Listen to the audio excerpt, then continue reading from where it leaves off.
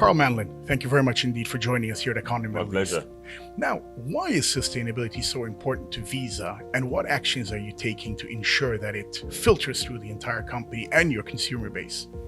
So we need to think about the environment in which we live, we operate, and Visa as a company that enables 6,000 transactions per second mean that it has the ability every second to change the behavior of the individuals that are making this transaction.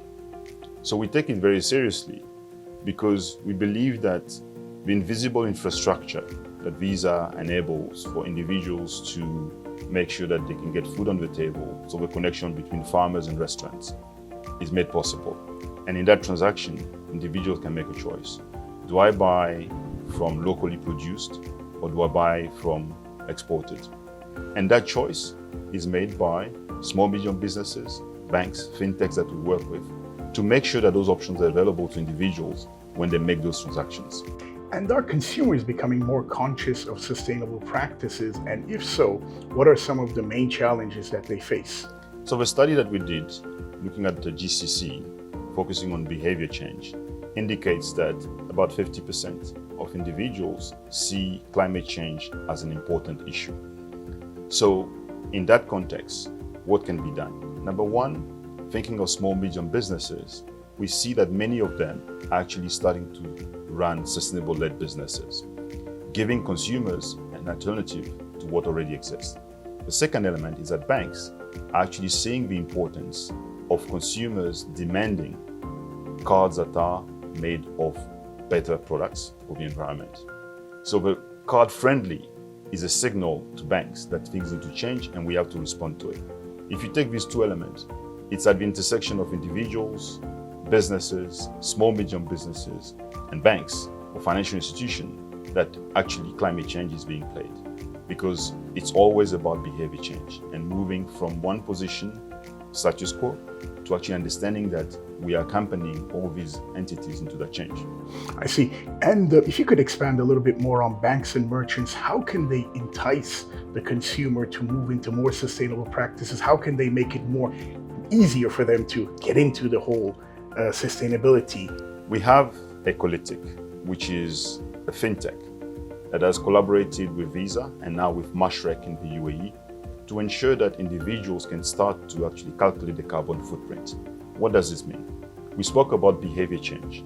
Then when you know that, for example, the choices that you make have an impact to the environment, you can actually quantify, and this data is readily available in your hand, you can then make an informed decision as to how you change your behavior. Thinking about small, medium businesses, we run an initiative called She's Next, and we've seen over the past 2-3 years the numbers of SMBs that are actually in the sustainability space. I can think of a Waste Lab, who actually invites you to think about how you use your food waste, because it can be turned into compost.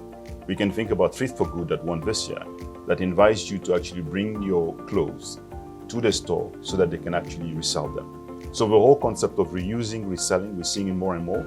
And the study actually highlights the fact that this behavior change is more entrenched in the younger generation.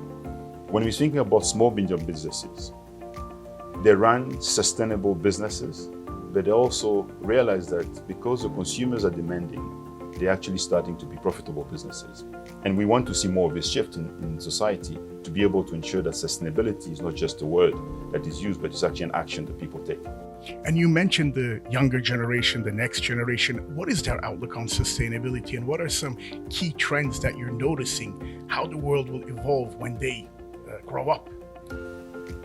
So my daughter is 11, and I went to a class last year to observe what they're being taught, and their knowledge on sustainability is much more advanced than we were at the same time. It means that the school curriculum has been adapted. I met a grade 12 last week that is running her own business.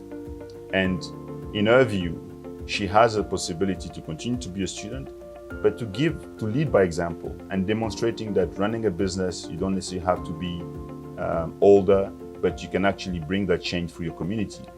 Gen Z see this as important to them because they believe that the future will be very different if no action is taken now.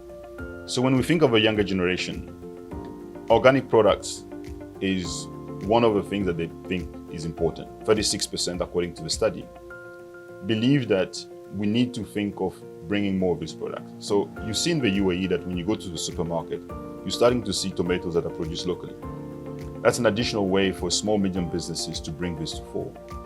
The grade 12 that I was speaking about earlier is running a business for young people to think differently about the stationery that they buy for the school.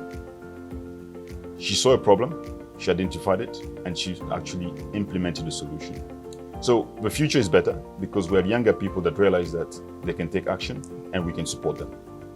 Carl Manlan, thank you very much indeed for your insights on this most important matter. Thank you.